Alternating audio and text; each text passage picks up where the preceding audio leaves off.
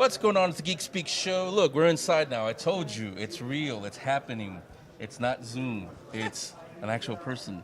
Kayden Phoenix. You guys heard her on the One with the WonderCon episode. Now you get to see her. We'll show you everything now, not just describe it, although she kind of will in a second. Kayden, how you doing? Good to see you. I'm great. Thank you so much for having me. Thank you for being here. See you. Absolutely. That's real. Yeah. So for those who don't know, maybe hearing about it for the first time, tell them about your Latina Superheroes Universe that you created. Absolutely. So I have a Latina Superhero Universe. So they are origin stories. And so the first one is Jalisco. She dances folklorico, which is the Mexican traditional dance. The blades come out of her dress. So when she's dancing, she can say slice necks, or she goes like that, and they shoot out as well. So it's really fun, definitely dark, a little bit, people die, etc. Has to do with the femicide in Mexico. Has to do with the Mujeres de Juárez, which is women of Juárez. And it starts off that she wants to save her mom. Her mom gets stolen at the very top, and she literally just wants to save her mom. So she sets off. The Adelitas are there. They help her out along the way, and they take down Malinche, who's in charge of the femicide. I got to ask you this. This is like the third or fourth time I hear you say this. Yes. First, have you ever danced folklorico? I have not. My mom danced folklorico. Where did that idea come from, where that the knives come from the dress? Because that's something that it sounds pretty cool, but it's like, where'd you get that from? From my head. I was just that was the best I can do, I guess. She was the easiest one for me to think of, which was very nice. So I was thinking of all 5 at the same time because I have 5 of them in the universe. And so I was like, who's your superhero growing up? My mom. What did my mom do? She danced folklorico. And so that is what I did. I just made a superhero that dances folklorico. I did the same thing. I added the blades because it's, she's a superhero per se. And so blades like this on the dress. And so it's fun. She has this hattie skill. She's not really a superhero, but like Batman's just rich. It's kind of the same, Yeah. So next time you guys see somebody dancing folklorico, you might think twice because that's right. That's giving you a different image. So talk about the next one. So Santa is my border town girl from Wexo, which is a made-up town in Texas. There's a big mayor race going on, and so Santa joins the Democratic side, which is called the Dominoes, and on the other side there's ICE, and she's the conservative frontrunner. ICE stands for Irene Calderon Estevez, and it's just pretty much that. It is a big race war within the town, so as the racial tensions rise, ICE starts taking people and throwing them into detention centers. So Santa, she has divine strength. She's like a big-time brawler. She uses her powers and her strengths, and she ends up taking down ICE and saves people from the detention centers. When did you start doing this one? Because obviously it's a lot more timely now, but it has been going on for quite a while. So I wrote it out like a year and a half ago, maybe 2 years now. And then the artist got to it and finished it last year. So it just came out in October of 2020. Okay. Yeah. Okay. And that's before we go into detail on the rest of them. The other one, Jalisco? So Jalisco, I did Jalisco. Oh, when did I do that? Yeah. Jalisco was September. I released it September of 2019. It was a 6-month contract. All my artists have 6-month contracts. So we started in January. Everyone got their 6 months. We did edits, and then that came from overseas. And so we released it on September 16th, 2019. Yeah, because like you mentioned, you wrote all the stories. Yes. But when the artists came on board, I mean, how much did you explain to them, or did you just let them, come up with whatever?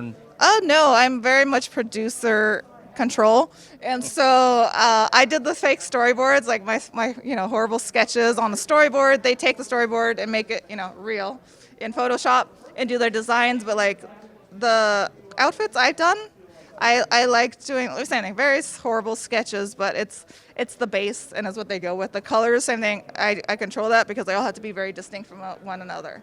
And same thing even on the color palettes. Jalisco's very warm colors. Santa's very cold colors because everybody fights in Santa. This one's everyone is warm, right? It's women supporting women and everyone's teaming up and being stronger together. So they're much more warm colors. Loquita's much more 90s colors because she's my next one that's coming out. She's Miami. And so everything's very hot, like highlight colors, like baby pink and baby, whatever, because they're demons. And that makes sense to me in my head. But you'll see, it'll come out. Everyone has their distinct palette. Druka, same thing. She's Maestra La Chola. She makes an appearance in Santa. She comes out. She has very rich colors because it's Chicana culture. It's very rich in colors. So it's something that's always made in my mind. Obviously, the artist and I talk about it. We agree, or we say, hey, what about if this makes it better? And we'll do it.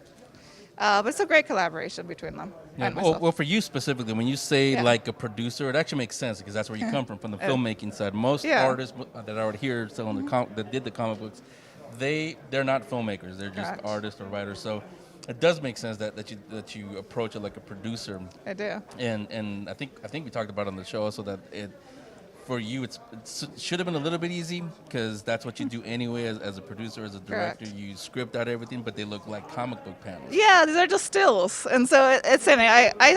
I talk the same. I say wide, medium, two shot, like insert, and that kind of translates the same to comics. My artists are great. One of them comes from animation, so she knows exactly what I'm saying, which is very nice. And the other one's just done comics, so she's like, okay, and she goes and does and make it better regardless.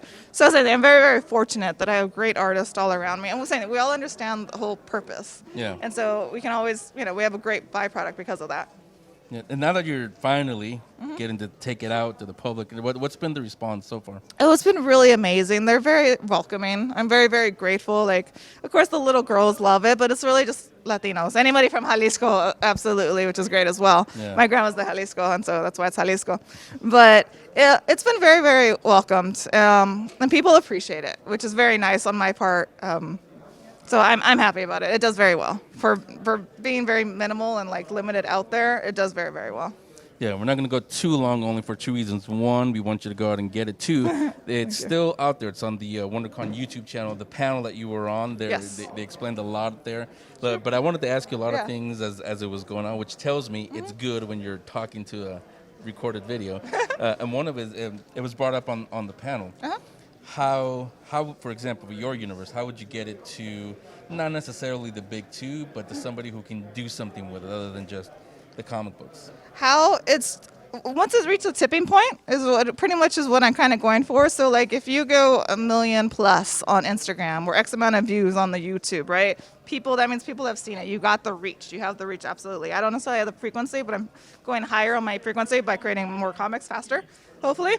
But it's really just the reach. If you have the tipping point of X amount of people want to see it as a movie, if they want to see it as an animated TV show, cool. Someone will reach out to you as opposed to me reaching out to them, which is a very nice thing as well. Yeah. So that's the thing. I am actually pitching it to different studios, which has been very nice. I think everyone knows it's necessary, which is a very nice thing.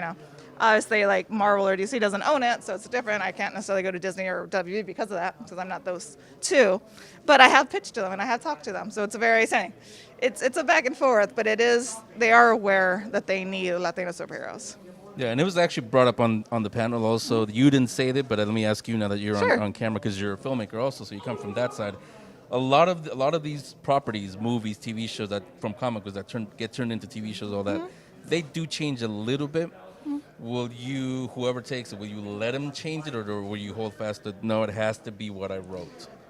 I'm not hardcore word for word, but if they say we want to put like a white person as the lead for Jalisco, I'd probably say no. Because she's Jalisco, she has to be Mexicana. It makes sense, right? But and like you can laugh, but like it's true they do that. They just did it with the TV show.